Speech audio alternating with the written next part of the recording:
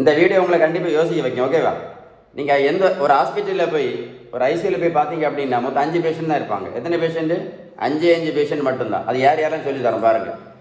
ஒன்று வந்து kidney dialysis patient இருப்பாங்க, சரி தானே? அடுத்தது பக்கவாதம் பேஷண்ட் இருப்பாங்களா? அடுத்தது ஹார்ட் அட்டாக் பேஷண்ட், இருதய மாரடைப்பு பேஷண்ட் இருப்பாங்க, சரி தானே? அடுத்தது கண் ஆப்ரேஷன் பண்ணியிருப்பாங்க, கண்ணு குருடு, கண் பார்வை பிரச்சனை உள்ள பேஷண்ட் இருப்பாங்க. அடுத்தது காலில் ஆறாத புண், சிலவங்களுக்கு காலில் விரலை வெட்டி எடுத்திருப்பாங்க, பார்த்துருப்பீங்க. இந்த 5 பேஷண்ட்டு தான். ஒரு ஹாஸ்பிட்டலில் நீங்கள் ஐசியூவில் போய் பார்த்தீங்கன்னா 5 பேஷண்ட் மட்டும்தான், சரியா? இந்த 5க்கும் இந்த 5 நோய் சொன்னே இல்லை, இதுக்கு எல்லாத்துக்குமே காரணம் என்ன தெரியுமா? 2 நோய் தான். ஒன்று சுகர், இல்லைன்னா பிபி, ப்ரெஷர். இவ்வளவு ஆபத்தான நோயை நாளைக்கு பார்க்கலாம், மற்றனா பார்க்கலாம், இப்படி நினைக்கிறது ரொம்ப ரொம்ப ரொம்ப தப்பு. நம்ம வாழ போகிறது ஒரு தடவை தான், ஒரே ஒரு தடவை தான். இந்த சுகரும் ப்ரெஷர் நடந்து இந்த ஐசியூலாம் ஃபுல்லாகவே இருக்குது. இந்த 5 பேஷண்ட்டு தான். புரிஞ்சுதா இல்லையா? இந்த சுகர் ப்ரெஷருக்கு காரணம் என்ன தெரியுமா? காரணம் என்னைக்கு யாருக்குமே தெரிய மாட்டேங்குது. அதுதான் பெரிய சங்கடமான விஷயம். இந்த சுகர் ப்ரெஷருக்கு காரணம் வந்து ஒரே ஒரு காரணம் தான். அதுக்கு பேர் தான் இன்சுலின் ரெசிஸ்டன்ஸ். நான் அடிக்கடி வீடியோவில் சொல்லுவேன் இல்லை, இந்த சுகருக்கும் ப்ரெஷருக்கும் காரணம் வந்து ஒரே ஒரு காரணம் தான். அதுக்கு பேர் தான் இன்சுலின் ரெசிஸ்டன்ஸ். இதை எழுதி எடுத்துடுங்க, ஓகேவா? சுகருக்கும் ப்ரெஷருக்கும் காரணம் வந்து என்னது? Insulin resistance. இந்த சுகருக்கும் ப்ரெஷருக்கும் காரணம் இன்சுலின் ரெசிஸ்டன்ஸ், சரியா? இந்த இன்சுலின் ரெசிஸ்டன்ஸ் என்ன பண்ணோன்னு தெரியுமா? என்ன பண்ணோன்னா, நம்ம உடம்புல இருக்க இரத்த குழாய்கள் இருக்குல்ல, அதுக்கு உள் பக்கத்தில் பாதிப்பு உண்டு பண்ணும். இரத்த குழாய்க்கு உள் பக்கத்தில் பாதிப்பு உண்டு பண்ணும். அதுக்கு பேர் தான் அத்தீரோஸ்க்ளீரோசிஸ் அப்படின்னு சொல்லுவாங்க. அத்தீரோஸ்க்ளீரோசிஸ், சரியா? சப்போஸ் மூளைக்குள்ள இரத்த குழாய்க்குள்ள பாதிச்சுன்னா என்ன வரும்? பக்கவாதம் வரும்.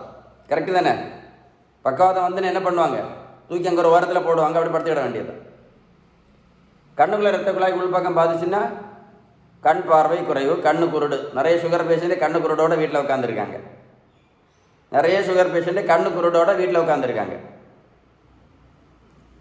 இருதயத்துள்ள இரத்த குழாய் உள்பக்கம் பாதிச்சுன்னா ஹார்ட் அட்டாக்.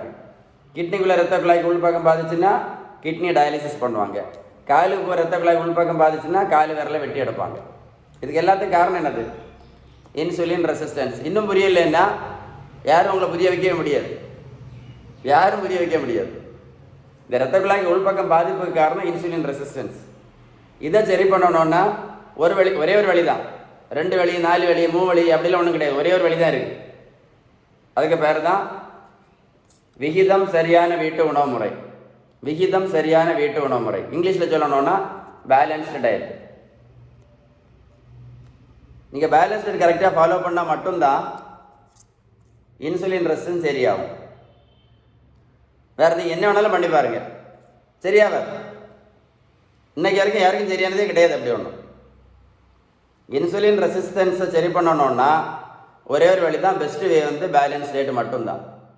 புரியலையா? இன்னும் தெளிவாக சொல்ல வாய்ப்பே கிடையாது. இந்த வீடியோ 2 அது மட்டும் நிறைய பேர் நினைக்கிறாங்க.